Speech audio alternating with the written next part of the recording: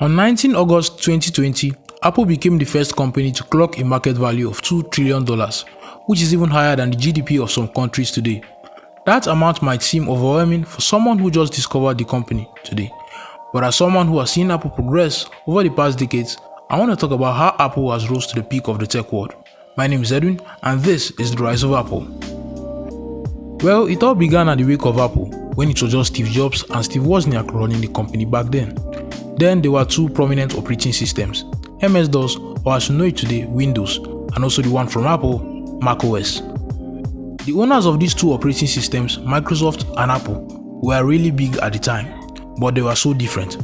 While Bill Gates, the owner of Microsoft, gave out his software to many hardware companies and gained a lot of money, Steve Jobs refused to do this, stating that the only way they could give the customers the best experience was to take control of both the hardware and software, so that usage could be smooth and fluid at all times. This decision by Steve Jobs and also Apple made Microsoft leave Apple far behind in revenue generation, but what Steve Jobs was doing at the time was preparing for the future where just them will control both the software and hardware as well. Apple almost got bankrupt after this decision in the 1990s, but what they did next paved the way for a successful growth of the company. Apple had discovered at the time that the MP3 player was rapidly increasing, so they released the iPod, and the brand deal about this was 1,000 songs in your pocket. This became the turnaround for Apple. Their sales of the iPod were so much, Apple decided to head into other markets. In the wake of 2007, Steve Jobs introduced the iPhone to the world, and you don't need anyone to tell you what has happened since then. Apple changed the world of smartphones because they now had introduced several breakthroughs. Apple has since introduced other devices like the iPad, the Apple Watch, the AirPods, and no one needs to tell you how these products have changed the world. We have the iPad, which has changed the tablet market, where no one talks about the Samsung Galaxy Tabs anymore. We also have the Apple Watch, which reformed the smartwatch industry, and the AirPods, which despite the hate it was given at initial launch is now the most sold headphone series in the world, and now even gets more revenue for Apple as a company than some companies themselves.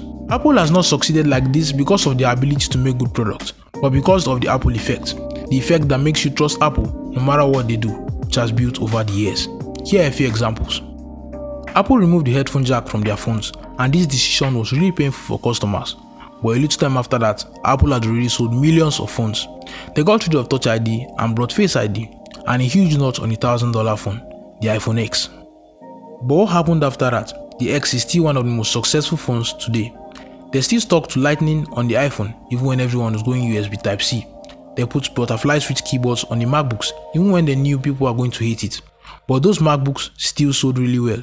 They got rid of the charger in the iPhone 12 box. Who does that? But the 12 series is a living success. Even Samsung were laughing at them for this, but months later, what did we see? An S21 without a charger in the box. Samsung copied this not because what Apple did was good, but because despite the fact that they did this, the iPhone still sold pretty good. So there you have it.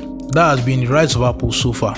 Hope I wasn't just rambling, making noise, and I made some kind of sense to you. And if it did, be sure to subscribe, give it a like, and I'll see you guys in the next one. Peace.